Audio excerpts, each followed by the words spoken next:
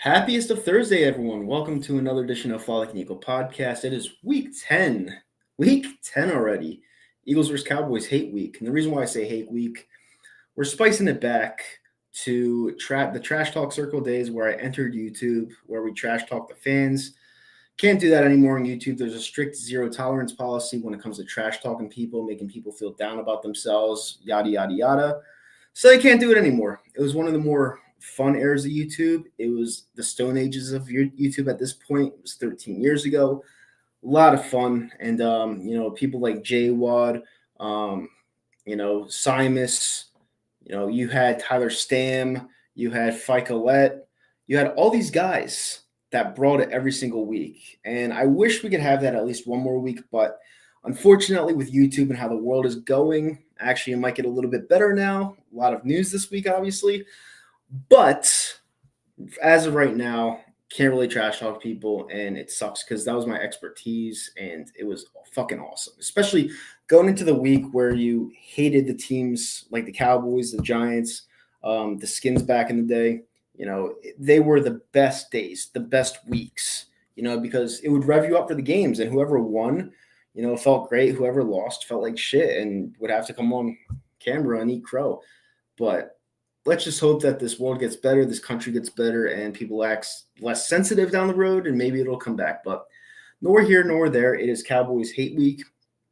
And I just want to start off by saying this. A lot of people think that the Cowboys have no shot in this game. And I would love to say that because I absolutely despise the Cowboys, and I want the Eagles to get an easy win, especially after last week facing the Jacksonville Jaguars, being up 22-0 and coming and having them come all the way back to almost win that game. It was kind of sickening to see, but it was a fun game nonetheless.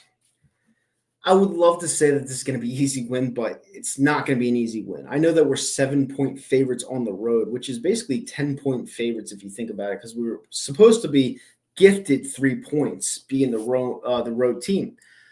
The Cowboys are in a little bit of a predicament with Dak Prescott being out.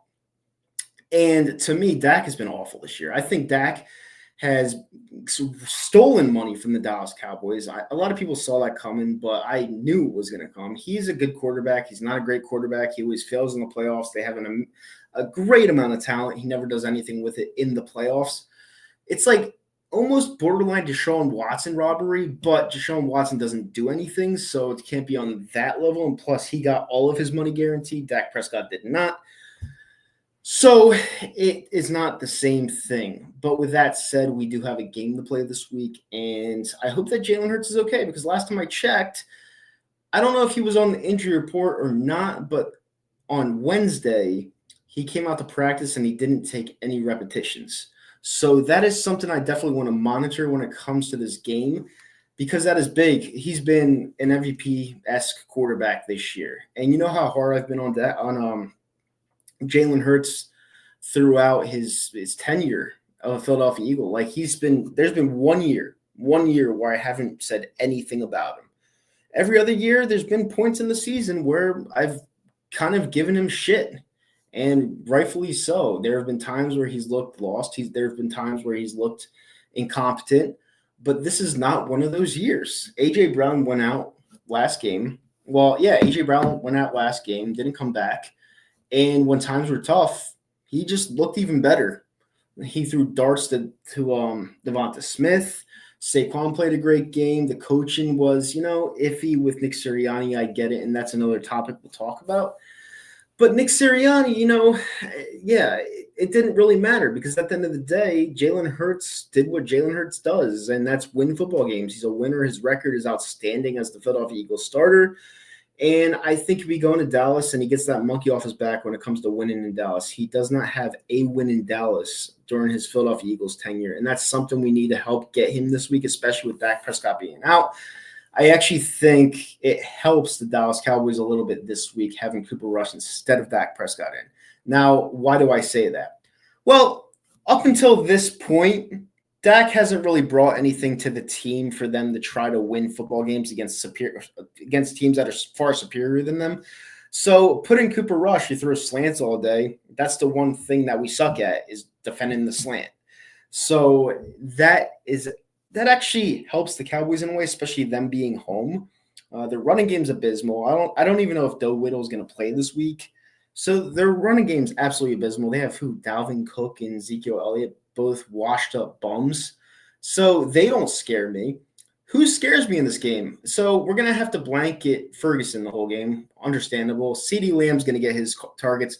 Maybe if he runs the slants, they're going to run him in motion probably 50% of the time this week because that's what they're going to have to do in order to win the game. They're going to have to Cooper Kupp his ass.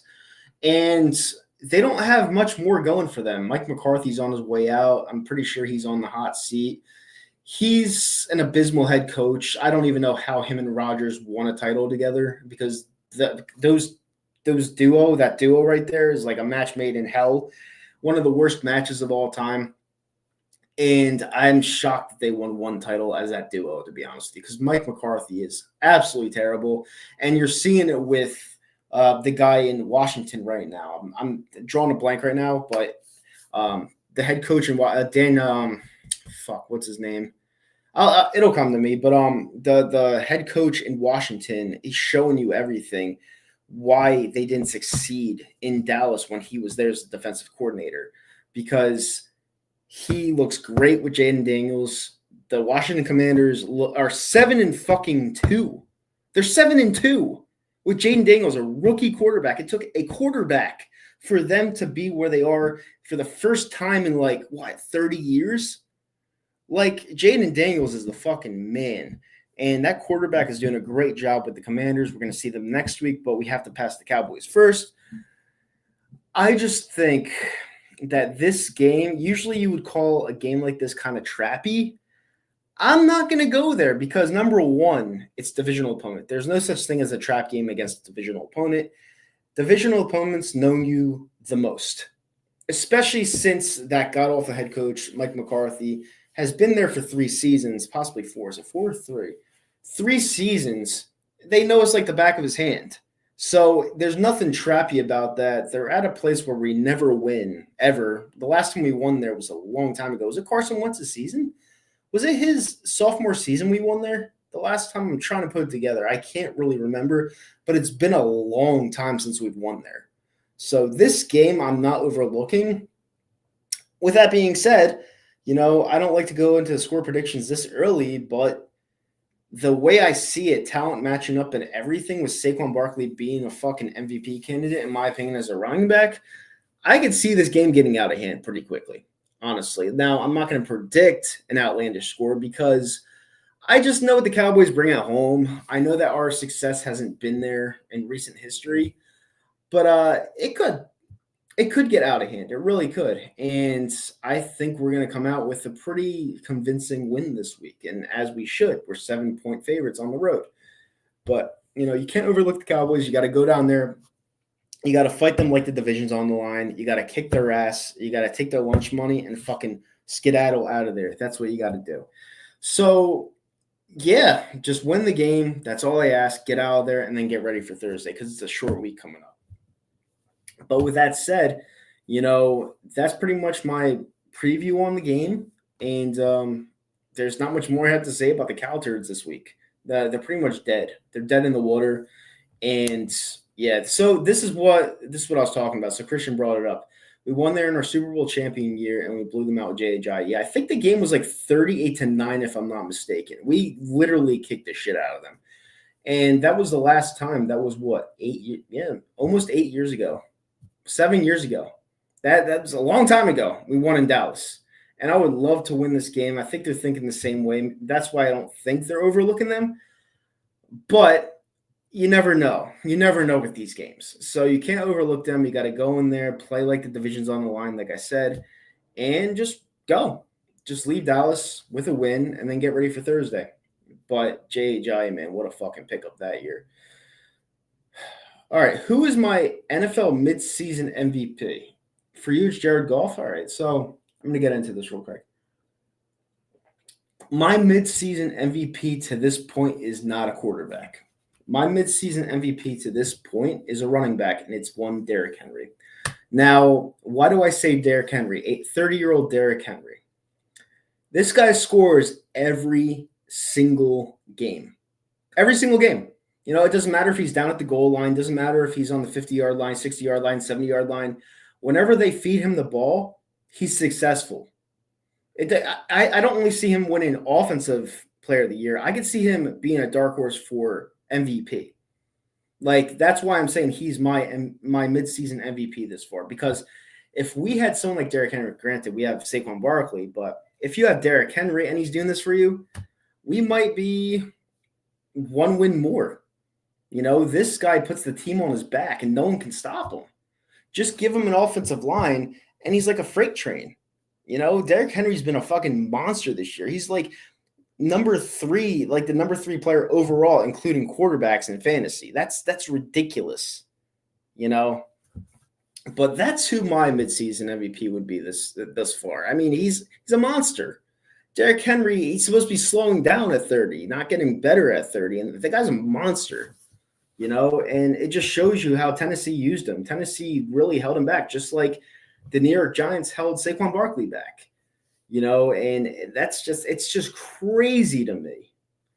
Their running game ain't good. It's not good at all. Dallas Cowboys, not good at all. At all.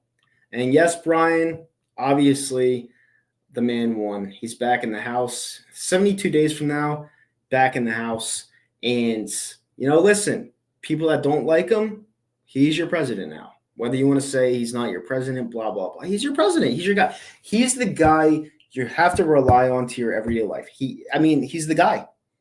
And the Democrats said it themselves. As much as they hate the guy, he's the guy that got elected in. So you have to hope that he does a good job. Because if he doesn't do a good job, we're all shit out of luck. So even I'm saying that. So you have to come together. We have to come together as one. We have to stop hating each other. And we got to hope Trump does a good job. At the end of the day, it's just you love your country. You love America. You got to hope this guy's successful. That's just what it comes down to. He's back. This democratic demonic shit is over now, where they gave all the money to a different country. They didn't care about their own country. Time for a change. The American people spoke with their votes, and it's over. So it's a new term. Unfortunately, we have 72 days left. So it's going to be a long time. But listen, hopefully they don't fuck up the country too much within 72 days, and he'll be ready to go. But it's always a good sign. Let me see. He's 100% in the conversation. Jaden Daniels has been an absolute stud. And anytime you can see the Washington Commanders / Redskins, I still call them the Redskins, but anytime you see the Washington Commanders be this relevant to where they're 7-2 this late in the season, which they haven't been my whole life. They really haven't been relevant my whole life. So anytime you see the Commanders this relevant into the season, you have to put him in the MVP conversation, because anytime a player can make a team or franchise like that relevant, who've been stuck in limbo like 8-8 seasons or even 4-12 seasons, they're not going anywhere. And when they win the divisional title at 8-8, you still know they're not going anywhere. Being 7-2 for the first time in like ever with a rookie quarterback, you absolutely damn sure must think he's at least in the MVP conversation. At least. If it weren't for Derrick Henry being a stud and doing what he's doing with the Baltimore Ravens, making them look unstoppable, I think Jaden Daniels would be my front runner for MVP right now. He might even be my MVP right now, because he's been that beneficial to this team. He really has. And he's going to make it a game, and they could potentially win next week. And I don't like saying that a week out, but the way they're playing right now and the way that we're kind of like there, but we're not there yet, especially with almost losing to Jacksonville, it could be a game and it could be a slugfest. So that's one of those games where I had circled on my calendar at the beginning of the season as a potential, win, because I didn't know what Jaden Daniels brought. But now it's one of those games where you're like, oh shit, this guy can play. He has Terry McLaurin looking like a fucking monster. He has Brian Robinson looking like a fucking monster. He has Zach Ertz going back to what he was in 2018. Like, it's just incredible. And everything with that Hail Mary against the Bears, the magic is there for them. They've been missing that for years, decades they've been missing that. And it looks like it finally turned the corner. Now, for them, they have to make sure he stays healthy. I know he had a rib injury during the season, but for their sake, I hope it's short up and he continues to do his thing because I'm rooting for him as a person. I am, because not only was he a Heisman Trophy winner, but he just makes a team that I know is dog shit throughout my life look competent. They look not only competent, they look great. And that's something it like puts it shouldn't, but it puts a smile on my face because when it comes to one player, you have to root for success for a person that overcomes obstacles like that one. That's why his gloves and all of his merchandise, well, not merchandise, but gloves, uniform, that's why they put him in the Hall of Fame for the Hail Mary last week. And I know Joey Shakes on Twitter, shout out to him. Joey Shakes on Twitter said that for a Hail Mary, he didn't understand why his stuff was in the Hall of Fame. But I do, because they're banking on his season that turned the Washington Commanders around for the first time in 30 years. They're banking on his season being a storybook. That's why it's in the Hall of Fame, because one person, it wasn't the coach. The coach is doing a good job, but whatever. One person changed their whole dynamic, and it's a rookie. So I understand why it is, but that's all I'm going to talk about the Washington Commanders. I gave him success, and that's all I'm going to do. But it's a good story. It really is. Am I fine with no trade deadline moves? Not necessarily. I kind of wish they went out there and got Max Crosby. But at the end of the day, I understood it. I feel like they like the team going forward. Bryce Huff, not trying to trade him away, kind of sucked because he stinks. But the fact that we have Quinyon Mitchell, Cooper DeJean, we have studs on the defensive line that are showing up finally, I'm okay with it. I really am. I'm completely okay with it, and I like the direction we're going. We're 7-2. We could go 7. No, we're 6-2. We could go 7-2 after Sunday. And I honestly, I don't fault them. I don't fault them at all. It's against the Eagles next Thursday night. It's huge. It's massive. And it's funny because next Thursday is the first Thursday night football game in a long time that people are actually going to go out of their way to watch. Being on Amazon Prime, you can't get it on local TV. Like, it's the first game worth watching on Thursday night football for the Kirk Herbstreit and what the fuck's his name? The Miracle on Ice guy. It's the first game in that era of them calling games that people want to watch. And it's actually going to be a good game. Now, granted, when I say that, it's probably going to be a blowout, but it's going to be a good game on paper. It's the first one. So I'll actually be there. I'll be in the lower level next week.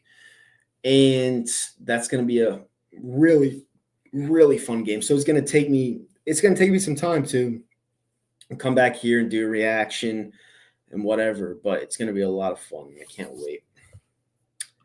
I got Lions on the NFC side for the Super Bowl. I'm not sure about AFC side yet. It's a good prediction. Yeah. Can't say I agree, but it's a good prediction. Keith Miller, I can't get over that Saquon hurdle. That was just unreal. And it's funny because I texted my dad right after it happened. I was like, did you fucking see that? Wow. And he's like, oh, you're acting like someone hasn't hurdled over someone before. I'm like, motherfucker, he hurdled over him backwards. Like, is anyone impressed by anything anymore?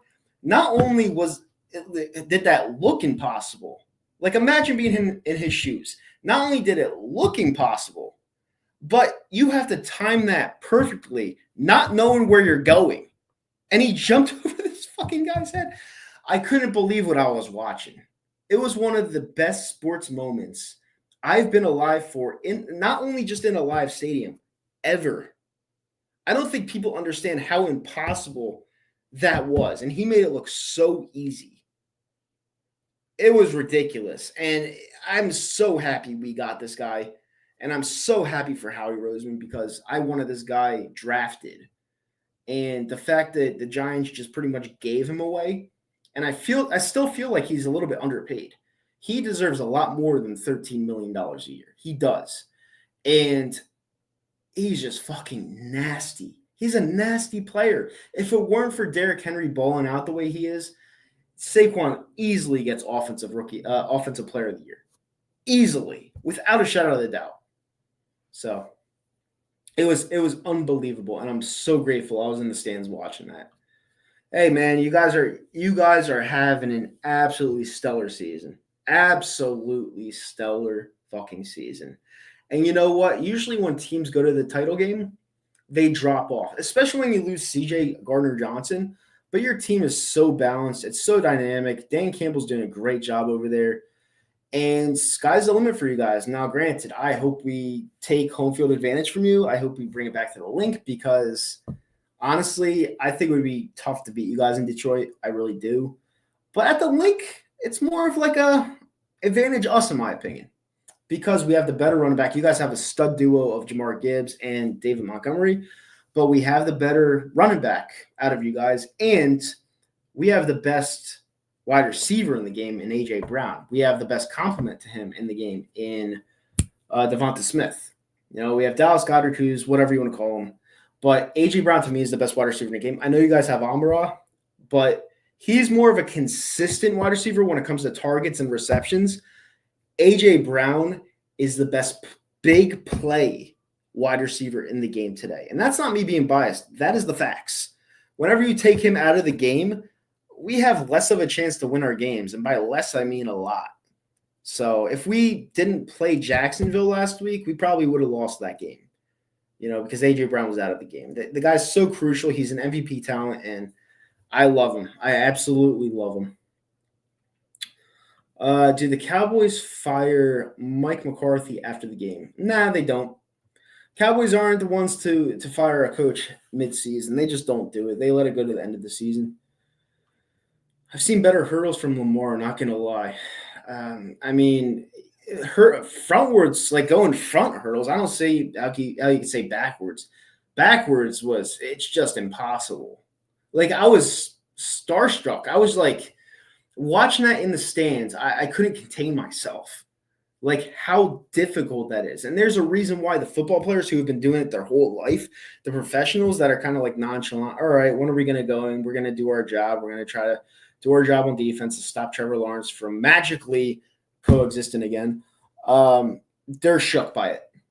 That's how special it was, you know, and that should be a top play of the year on the ESPYs when it comes to the awards. It should be, because it was that impossible.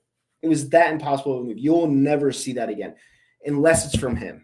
You won't see it again. It's one of those moves that just doesn't happen.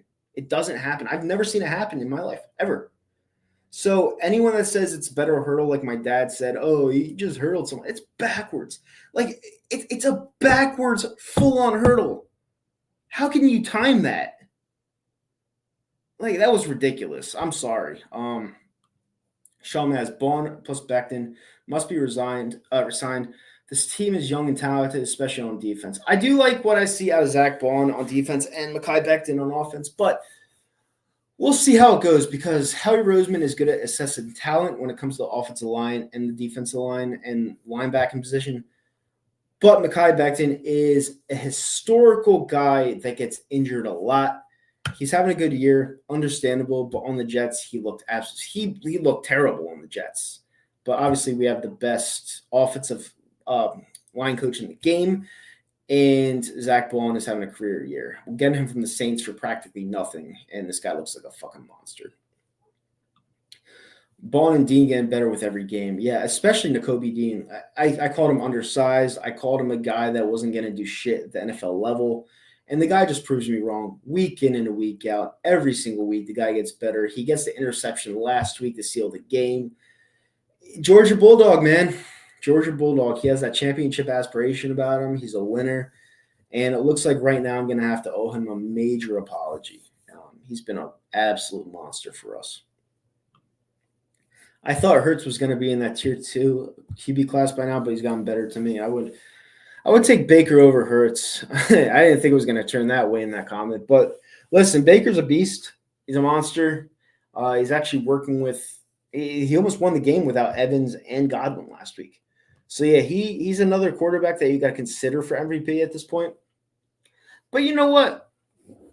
As much shit as I've given Hurts from time to time, he's a winner, man. I don't know how anyone could doubt Hurts. I really don't. I know my buddy Zomp, shout out to him, isn't that big on Hurts, but at the end of the day, you have to give Jalen Hurts some credit, man. Like the points in the games where he runs in for touchdowns, it looks like the tush push is pretty much dead because Cam Jurgens can't do it as effectively as Jason Kelsey, so it looks like that's pretty much dead.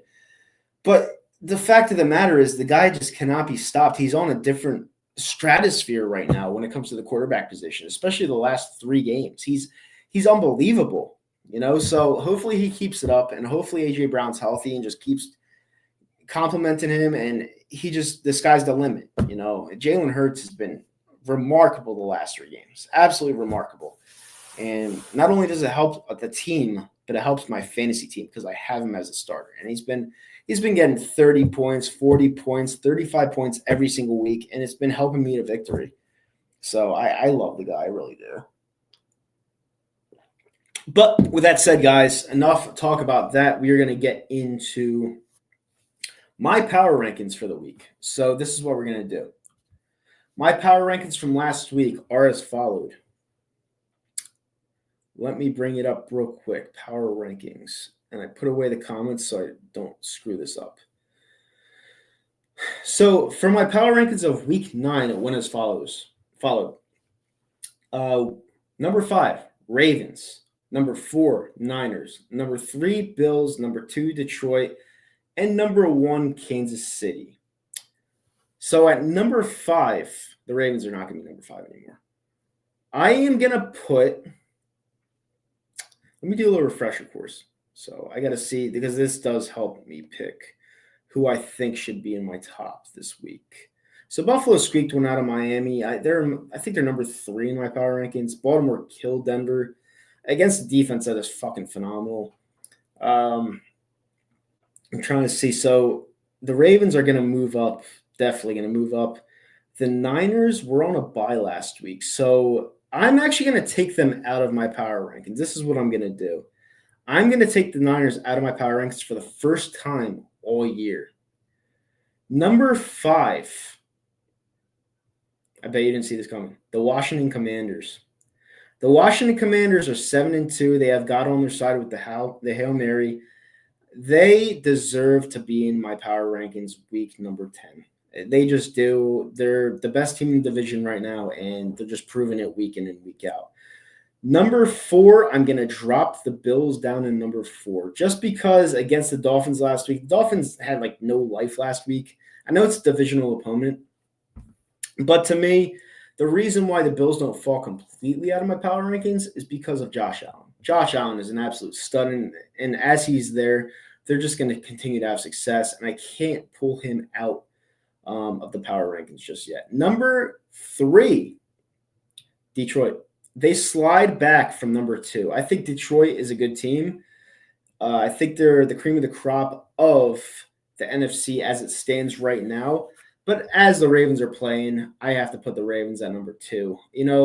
With Derrick Henry, they just have something special there. They have something special going on. And I would be oblivious to everything going on if I didn't put the Ravens at number 2, because the Ravens, it just seems like they're finding a balance. Now, until Lamar can actually win, when the lights are the brightest, I can't put them as contenders just yet.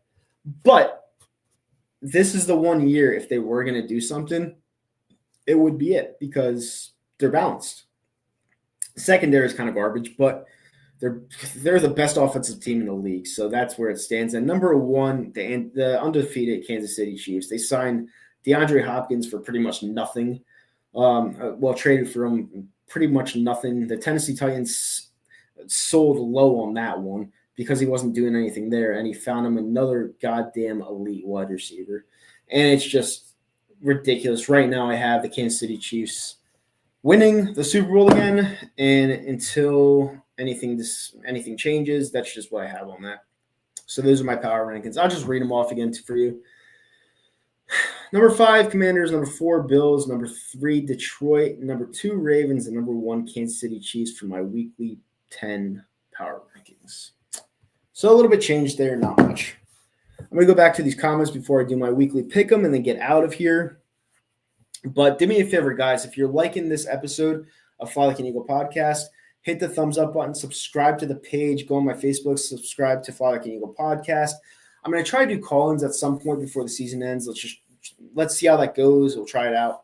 But yeah, do me a favor, hit that thumbs up button, subscribe to the channel, subscribe to the page on Facebook and my Twitter.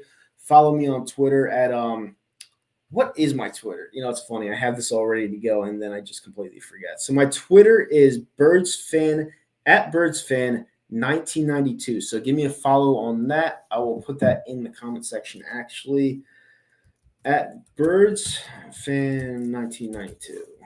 Okay. So that is my Twitter at. So go over there and give me a follow. I'll actually follow back if you give me a follow.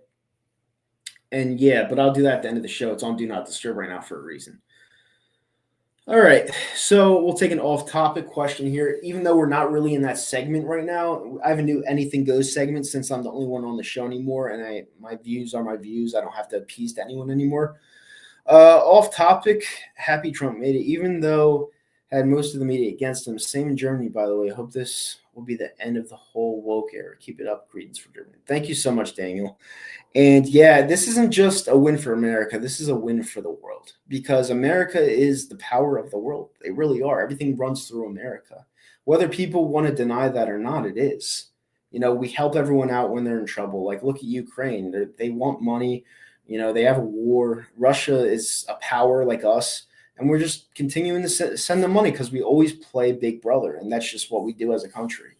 Granted, we send a little bit too much because we're not helping our own here with the hurricane. The hurricane victims were only getting $750. And here's Ukraine getting billions and billions and billions. It just doesn't work like that. You got to help your own first before you give your billions of dollars to Ukraine. It's just how it is. Now, granted, we're still going to help them, understandably so. Just got to figure out a better strategy because what has happened right now is it's not working. So, but yeah, thanks again, Daniel, and stay safe over there, buddy. Now to the Eagles. How likely is it the Eagles will fire Sirianni after the season? 0% chance. And I'm going to explain why. I'm going to take a sip of water first. Nick Sirianni has his team at 6-2. The guy has a winning record ever since he started since he was the coach of the Philadelphia Eagles. Got to the playoffs every single year. Granted, last year we got our asses kicked in the first round of the playoffs because the team quit. But not only that, when the team caved, absolutely caved. Like the Carolina Panthers could have beaten us in that playoff game last year. That's how much they quit. When times get tough and you bring back the same exact coach and almost the same exact coaching staff minus the offensive and defensive coordinator, when you bring back the same exact coaching staff and the same guy that leads your team to an ultimate quit job at the end of the year, when they bounce back and they're 6-2 to start the year, that's not someone you fire. Now, I understand why people are upset with him getting a little cocky when it comes to going for 2 instead of taking the point or points, lack thereof.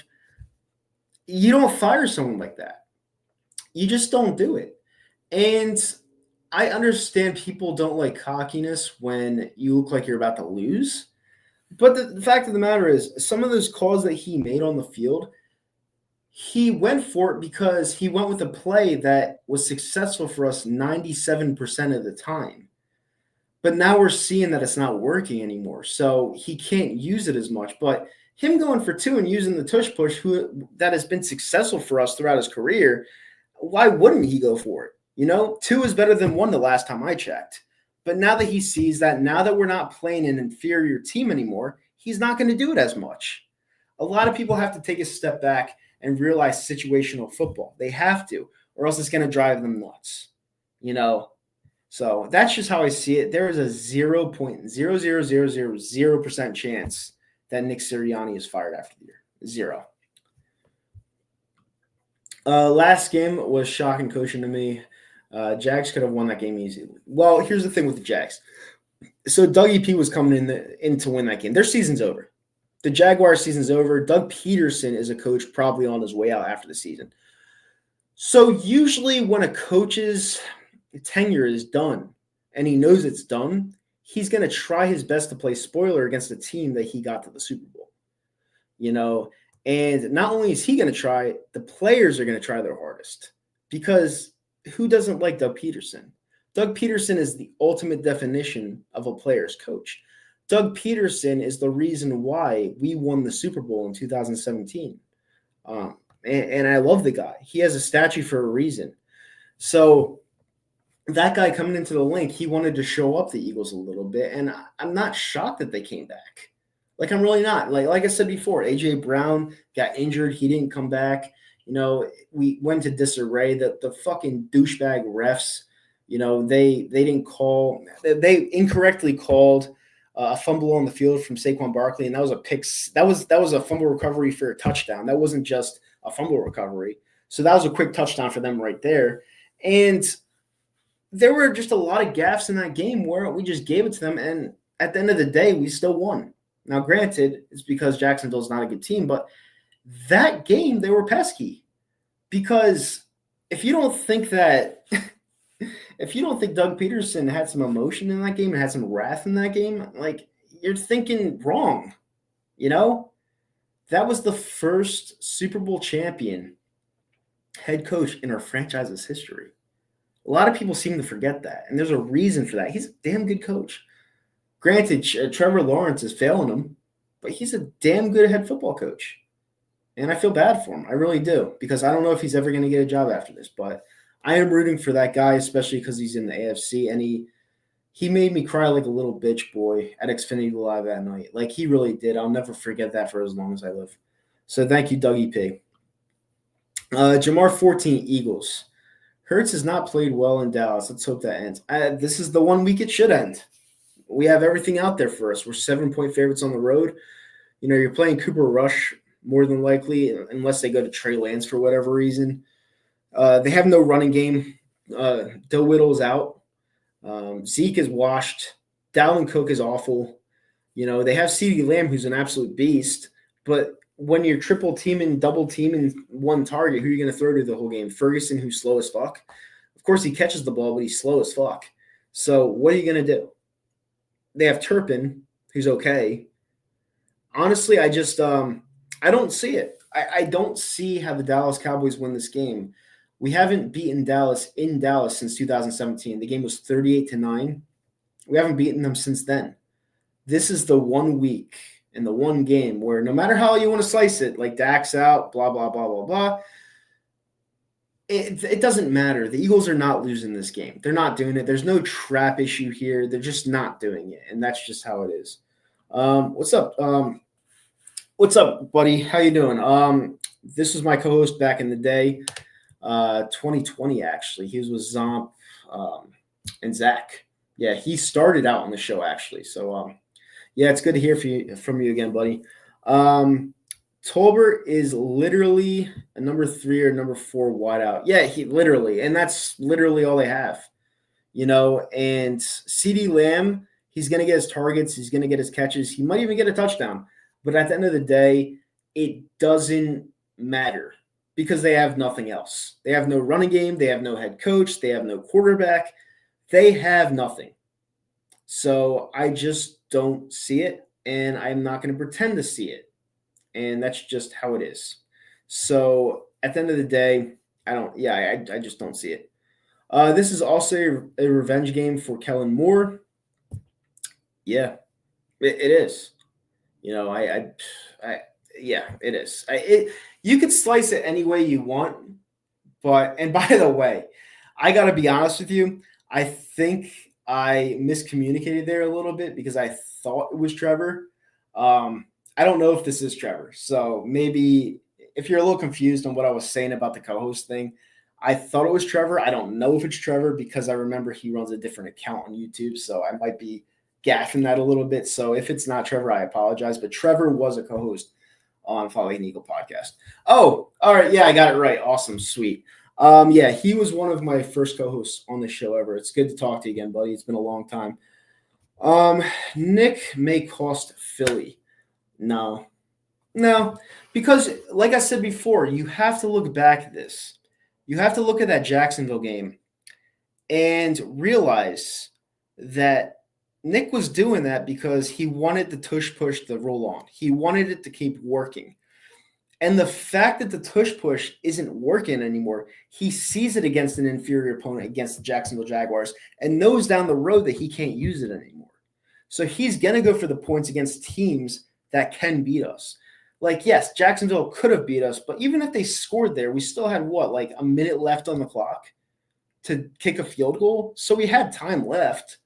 So, yeah, of course, people are going to jump at his throat and say, why didn't you take the points, blah, blah, blah, blah, blah. Now that he sees that the tush push isn't as successful without Jason Kelce, he's not going to use it as much anymore. So I completely disagree with that take. And it's just, is what it is. Now, granted, the tush push is dead. Create a new 2-point or short yardage plan. And you know what our 2-point short yardage plan is, Trevor?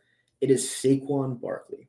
It is Quadzilla. It is the guy that could probably bench his squat more, or if not the same amount of weight that Jalen Hurts can. That's your whole plan on 2 points, because he's a fucking monster. So going forward, yeah, I think Nick Sirianni is going to be less aggressive on that. He may use it from here and there just to see if it works, because it was an impossible play for defenses to stop. So he may use it at points, but not in key situations. He may use it more sparingly. So, yeah, I guess he has to find a new thing. Bro, he's just being dumb. Stop trying to just. I'm not. Listen, the reason why I'm justifying it is because Nick has so many haters for no reason. This guy has an ultimate winning record with the Philadelphia Eagles. Not only that, the team quit last year, and he somehow went into the locker room, this almost the same locker room that he was in last year, and rallied up the troops, and they're starting the season 6-2. You know how hard it is for the same exact head coach to get that same locker room together and play as a winning team again? That's tough. Borderline impossible. So you could say I'm justifying it, but it's all facts. He's aggressive. We all get it. It's not dumb. It's being aggressive. The tush push worked for us almost every single play in 2022, if not every play in 2022. He wants to keep that play alive and well. Why would you want to get rid of something that works that much? It worked so much that you had teams, fans, organizations calling Roger Goodell saying to ban it. That's how much it worked. And you could say, I'm not saying they won the game because of him. I'm not. I'm saying because of Jalen Hurts. They won the game in spite of Nick Sirianni that game.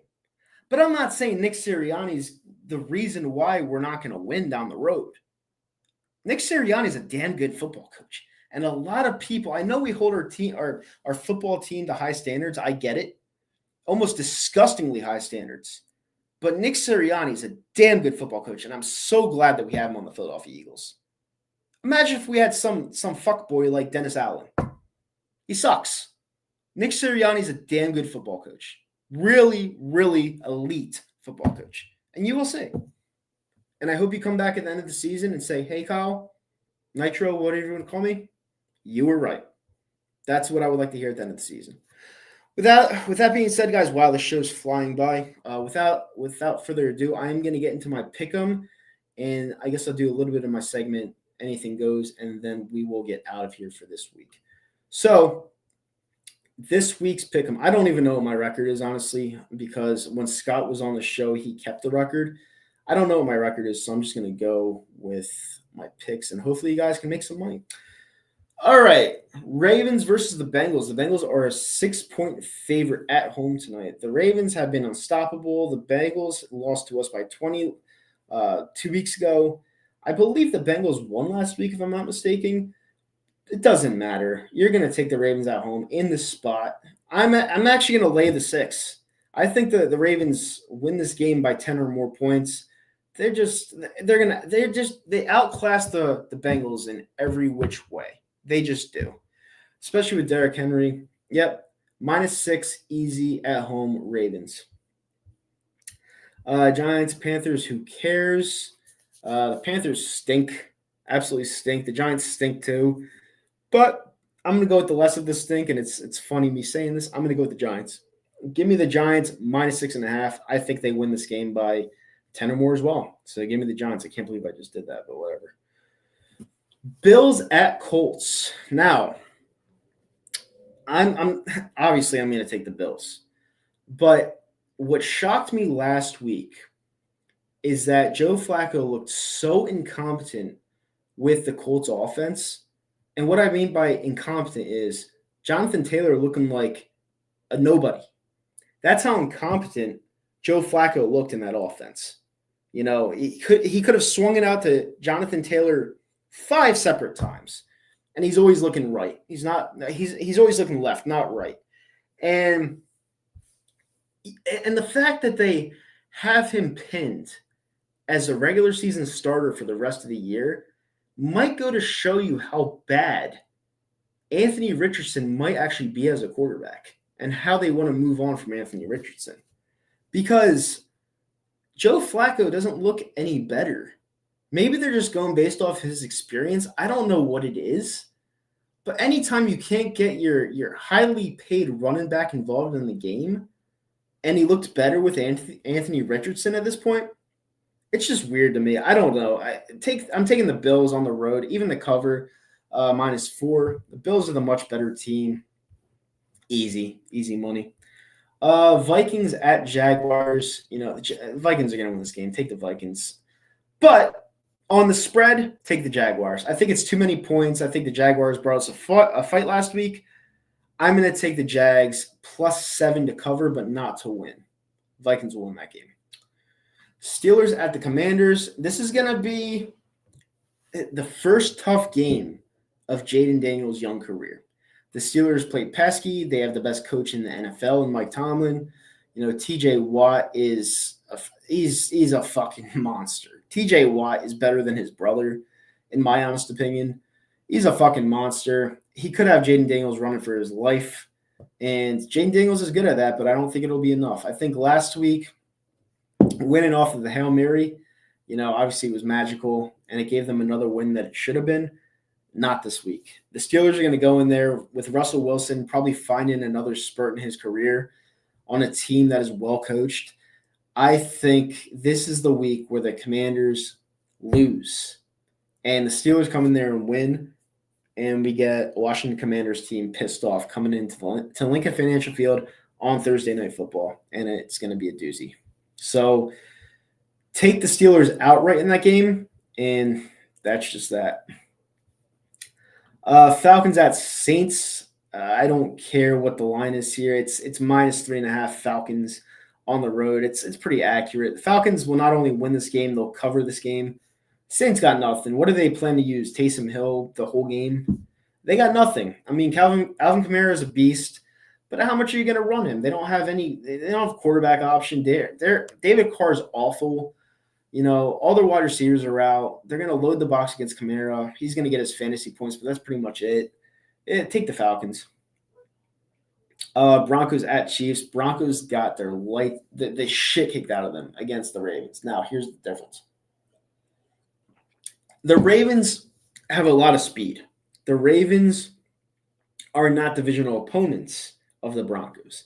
The Chiefs are 8-0. Everyone wants to beat them. The Broncos got their asses kicked. This is one of those games that I would label a trap. Even though it's divisional opponent, I get it. This is one of those games where I label a trap for the Chiefs. And I'm going to take it. I think the Denver Broncos, win this game outright. I feel like a lot of people are going to see that score against the Ravens last week. They're going to think, free money on the Chiefs. This is a game where I think Sean Payton puts together a perfect game plan, uses a perfect running game.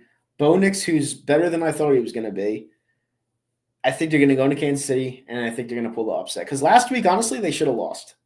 So they're not an undefeated team. They're not a regular season undefeated team throughout the regular season. They're going to lose one week.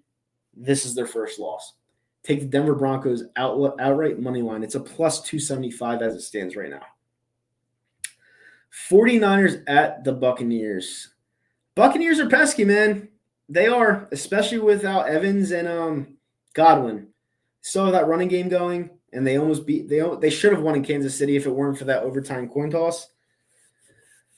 With that said, Christian McCaffrey's back. Guy's a fucking monster. He's on my fantasy team. My fantasy team is alive and well again. They have Ricky Pearsall, who got shot in the chest. He's probably going to be one of their number one, if not their number one receiver this week if Deebo Samuel's not healthy and ready to go. And they have the best tight end this year in the game in George Kittle. I think it's too much for the Buccaneers. And it's perfect weather, Tampa Bay. I don't know if it's supposed to rain or not, but it's the same exact conditions as it is in California. I expect nothing less from the Niners. The Niners will cover this game. Take the 49ers -6 in this game. I just think they're better. Patriots at Bears. I'm going to probably piss off some Bears fans here, and I'm going to take the Bears to win this game just because the Patriots stink. But at the end of the day, the Patriots found their quarterback. Drake May is a stud. He has wheels. He has precision. He's accurate. He's making with what he has with nobodies. He's making Hunter Henry look like a good tight end. He's on my fantasy team. That's how I know. Drake May is the real deal. Now, the reason why I'm going to take the Bears is because, number one, they're at home. Number two, they're probably pissed. They're probably pissed the fuck off from last week. Their coaches are probably pissed the fuck off from last week that they pretty much gave up on a Hail Mary play, especially that one defender on the Bears gave up on the Hail Mary play. So they're probably putting a week's load of practice in, like just over and over and over again. They're probably having long days, late nights.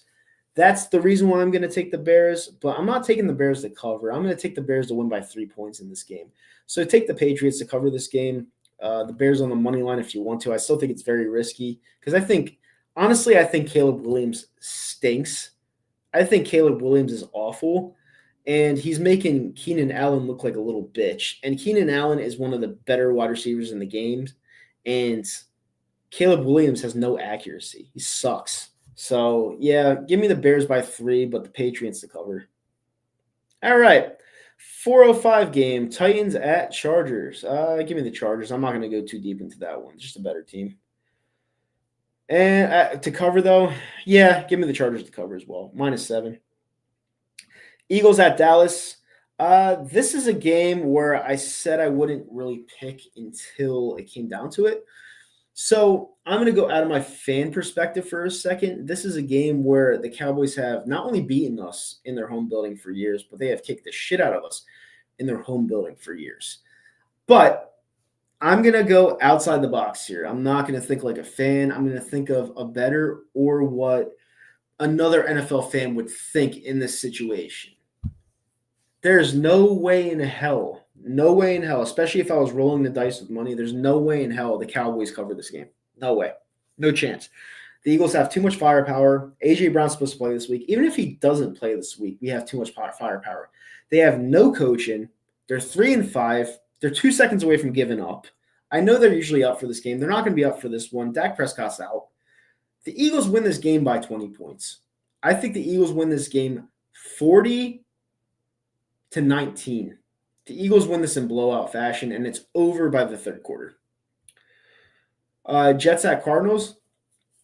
Yo, my boy Jonathan Gannon. I told you guys he was a good coach. You guys didn't want to listen to it. Jonathan Gannon has that team rolling right now. They're a 5-4. They're at home. They're facing a Jets team, which they're not that good. The Jets team is not that good. They live off hype. And the Jets are somehow 1.5-point favorites on the road this week against the Cardinals. Wrong favorite. The Cardinals are going to beat the Jets this week. The Cardinals play as a team. They play for the head coach. I don't like Kyler Murray, but I like James Conner. I like McBride. Marvin Harrison really hasn't done all that well as a rookie, but he's still a threat in that offense. I think right now with how cohesion is, I know they beat the Texans last week, but the Texans really aren't that good. They beat the Texans last week, no Nico Collins, and honestly, I have the Cardinals win this week. So don't only take the Cardinals plus 1.5, take them to win because they're going to be the Jets this week. Lions at Texans. Lock of the week. Lions. Lions -3.5. I would actually do an alternate line of -8, to be honest with you, to get you some more odds. The Lions are the real deal this year, guys. Absolute real deal this year. And the Texans are not. The Texans are not. I like Joe Mixon in an offense, but CJ Stroud looks like he took 3 steps backwards this year. He looks terrible. And the Lions are going to make him their bitch this week. So take the Lions on the road, Sunday Night Football game, easy money. The Lions are just so much better. Far superior.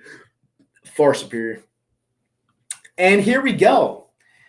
This game I was looking at since last week. The Rams versus Dolphins. The Rams are a minus. They're a pick. They're basically a pick 'em at home. And the Rams have been looking good. They beat Seattle last week. They beat the Minnesota Vikings at home.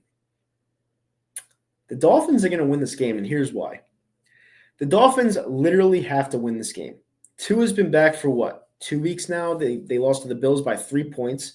It's respectable. It was in Buffalo, respectable. They lost to the Cardinals at home. Again, not a game you should lose, but you're seeing what Gannon's bringing to that team in Arizona. The Dolphins are going to win this game just because when it comes down to it, I think Tyreek Hill and Tua and Jalen Waddle and Tua and that running game in Tua, forget the head coach. The head coach is a Stunot. You look at that offense versus the LA Rams offense. The Dolphins offense can score like that. The LA Rams offense is more about targets, repetitions, more short yardage games.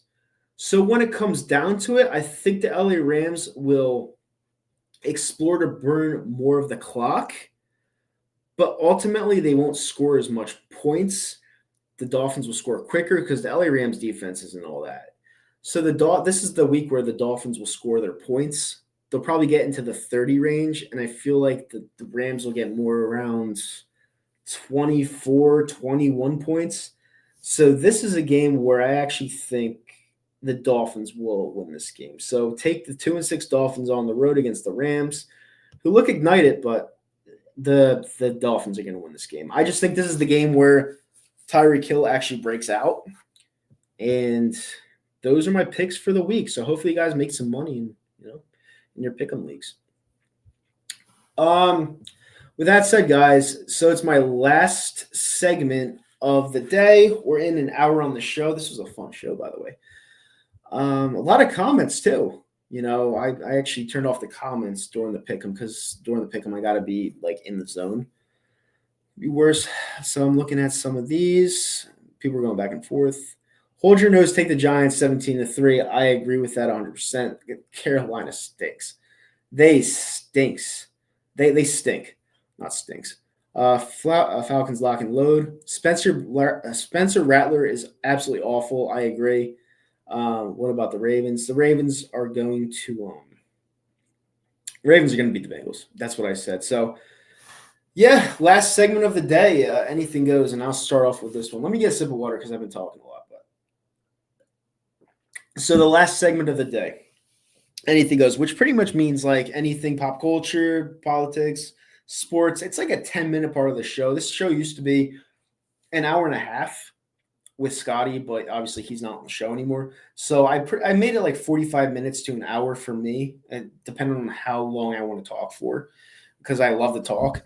But when it comes to this week, obviously some people are upset. Some people are very happy. And you know what? I'm one of those people that happens to be on the happy side, because I feel like the country was going into a hole. And it not only going into a hole, it was falling slowly in quicksand. Like it wasn't climbing out. And now people are going to be able to afford stuff. Now, granted, it's 72 days away. But now people are going to be able to afford stuff, and the middle class is built to thrive again. We had 7% interest rates on on houses that like people my age can't buy houses. They can't buy homes because the interest rates are just so damn fucking high. Like you have to make $135,000 in the state of New Jersey to own a home and to maintain keeping that home and live a life outside that home. Like it was tough. And it's still tough. And it's going to be tough for the next 2 years until Trump fixes it. So I understand if you're mad because people don't like to be bullied or whatnot, and people don't like the side that represents Trump. Like, I understand all that. I don't like when people talk shit either, even though I can talk shit back anytime I want. But at the end of the day, I honestly feel like in my heart of hearts, this is better for all of us. I truly do. And I said this 4 years ago, when I was mad that they lost the way they did. And usually I don't get mad. Usually I accept it like the Democrats accepted it yesterday. But the way I got mad at that is because of what I've been seeing this week. I didn't believe, because I'm a math guy, I didn't believe that he got 81 million votes to beat 74 million votes on Trump's side. I didn't believe it. I thought it was not possible, because number one, Barack Obama got 68 million votes, an all-time record. I didn't believe that Joe Biden, who is incompetent and just can't do shit right, like he can't even wipe his ass right, got $13 million in the first African-American president ever in history. I didn't believe it. I just don't believe that many people voted because they didn't like Trump. I couldn't believe it. And then this week I saw the numbers, and Kamala Harris, I think she ended with 68 million votes, if I'm not mistaken. She lost the popular vote. So people obviously wanted Trump this time around. But 68 million people voted for Kamala Harris. 81 million people voted for Joe Biden. If you go all the way back to John Kerry, and like he lost, but if you go all the way back to like John Kerry's and Hillary Clinton's and even Barack Obama his second time around, it was all in the 60 million vote range. How the hell does it go from 65 to 66 million to 81 million and then drop back down to 68 million? So this is one thing I think it's necessary to talk about because, like I said, I'm a math guy. And I'll never get over 2020 just because I truly feel like it was stolen from the people that ultimately should have won. And if that's the case, and I'm all for investigating both elections, 2024 and 2020, I'm all for it. Because if it helps both sides get out of that mind game, I'm all for it. Investigate this one, show that it was won clearly, because there's people on the Democratic side saying, where did the 13 million votes go? They want all the votes counted themselves. So I would investigate this one and then investigate 2020, but they're not going to do that because 2020 wasn't real. They used a one-time pandemic to cheat in that election and get what they wanted. And now they're playing Mr. Nice Guy saying, oh, we're going to have a peaceful transition of power. We're going to do this. We're going to do that just to look like the nice guys. And then 2 weeks from now, you're going to see some shit happening to Donald Trump. That's exactly what's going to happen. They're going to look like they're the nice guys when they're really not. And that's their game plan now. Their game plan is to look nice, but everyone knows they're not. 2020, they stole that election. And I would love for Trump, not his first week in office, because there's a lot of shit to do. I would love for Trump, maybe a month down the road, to have special agents come in and figure out 2020 once and for all. Because if they really did investigate that thoroughly, it will show that we got duped. And if it is true that we got duped, you're reversing all of that shit. Ukraine is giving us their money back. You're literally reversing everything that they did the last 4 years. You're reversing it because it's like it never happened. And that, my fellow Americans, is history. We're a part of history. Who knows if it'll actually happen? We'll see. But that's all I got to say. With that being said, guys, I'm out of here. Hopefully you guys enjoyed the show. Do me a favor, hit that thumbs up button, subscribe to the channel. Hopefully you liked this episode. Hopefully you liked the last segment. 10 minutes of me talking about what I think should happen in the world or vice versa and anything critical. So thank you guys for tuning in to another edition of Fly Like an Eagle podcast. Hopefully you guys come back next week, and I will be live after the game on Sunday for a reaction against Dallas. And fly goes fly. Let's get this win in Dallas, and America's back, baby. Peace. I'm out. Bye.